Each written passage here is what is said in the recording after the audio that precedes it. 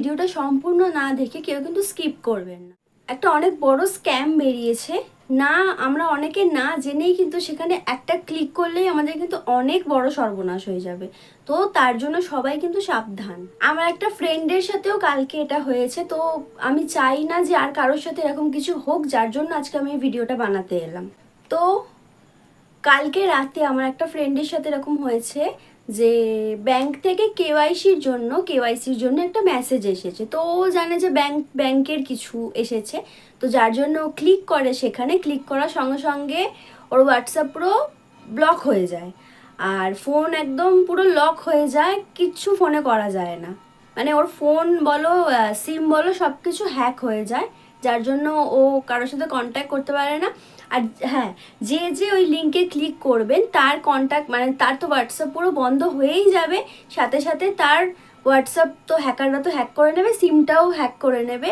এবার ওই যেই মেসেজটা ও ক্লিক করে ওর সাথে এরকম হয়েছে, সেই মেসেজটা কিন্তু তোমার হোয়াটসঅ্যাপে যতজন কন্ট্যাক্ট আছে সবার কাছে মেসেজটা চলে যাচ্ছে। তো আমি সেই মেসেজটা একটা স্ক্রিনশট এখানে দিয়ে দেবো। কেউ কিন্তু ক্লিক করবেন না, সেই মেসেজটা কি সেটা স্ক্রিনশট কিন্তু আমি এখানে দিয়ে দেব, ঠিক আছে? তো হ্যাঁ, ব্যাংক থেকে যদি কোনো কেওয়াইসি বা কিছু পাঠানোর হয়, ব্যাংক কিন্তু কখনো হোয়াটসঅ্যাপে কিন্তু মেসেজ করবে না, বা কোনো ফাইল ডাউনলোড করার জন্যও কিন্তু কিছু আসবে না। তো তোমরা কিন্তু এটা অবশ্যই সতর্ক হও, আর এরকম কিছু হলে অবশ্যই তোমরা আইনি পদক্ষেপ নিও।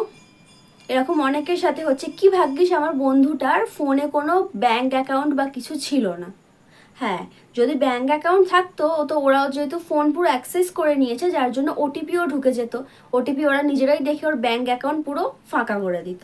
তো এটাই বলার, ব্যাংক থেকে যদি কেওয়াইসি বা কিছুর জন্য যদি মেসেজ আসে, তো সেটা আমাদের নর্মাল মেসেজে ঢুকবে, নর্মাল যেটা ফোনের মেসেজ হয় সেখানে ঢুকবে, কখনোই হোয়াটসঅ্যাপে ঢুকবে না। তো এটা তোমরা কিন্তু সবাই একটু সাবধান হয়ে যেও।